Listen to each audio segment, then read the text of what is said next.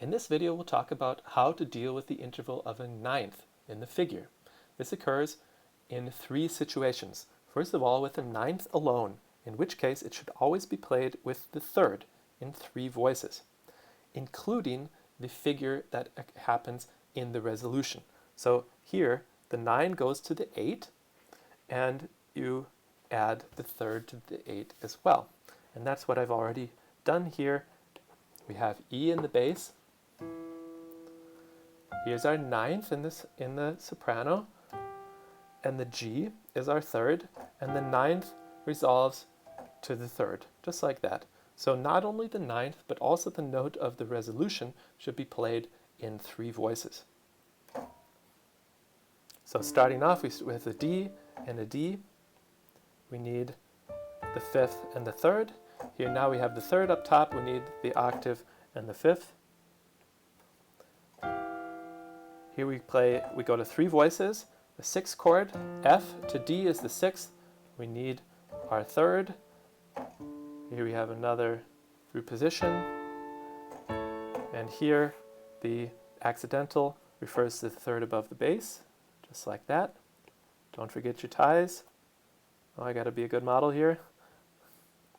All right, so here's just, I put even a reminder here that this entire passage should be played in three voices. Okay? So I'll just fill in this, like so.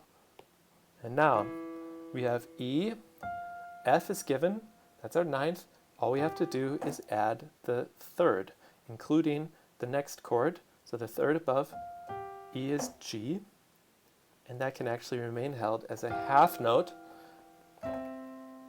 So even the chord of resolution should be in three voices. Here we have C, G, and E, and we continue like this in our sequence.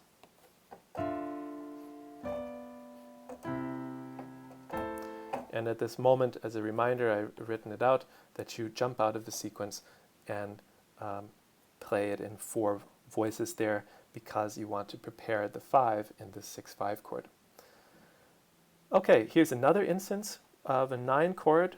You add the third, and you also play the 6th chord in three voices as a third. That is one situation where a ninth occurs. Another one comes in the following video. Here's measure 8. This is actually already realized for you. 9/4 to 8/3, you don't have to add anything. So A in the bass, here we have a 9 and a 4, resolves to 8/3. And the bass is actually just passing here, the upper voices remain held. That's the 8 and the 6 here on the third beat. So here you don't have to do anything. Let's see, here's the first one where you have to realize this on your own. Here we have B. Here we have B in the bass and E in the soprano. That's our fourth. We need the 9. That's here, and it resolves down to 8/3, just like that. You just leave it in three voices. So, except for these few chords where I've indicated that you can play in four voices, otherwise you can realize this whole thing in three voices. Even where it says 7/5, you can do that in three voices for this entire passage where I've indicated. Okay, the next situation where a 9 occurs is as a 9/7 to 8/6. Here you don't have to add anything either. Here you have the 9. You need to add the 7 above the bass. That's our G. And the 6th above the bass, that's our F sharp, just like that. And this is also an instance where the 7/5 doesn't have to be realized in three voices because of this bracket here. So you just add the 7 and the 5. And it's pretty easy to see that these three upper voices are really just moving in parallel thirds above the bass. Okay, last situation.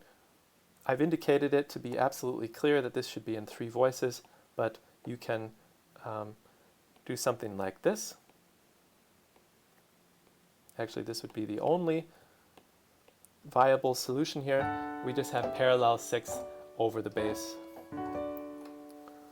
So here you can see how the figures are really just indications of melodic motions over the bass. This is particularly typical of the galant style, where we have a sort of reduced three-voice texture instead of four, and we have these nice melodic motion over the bass, in this case over a bass pedal point.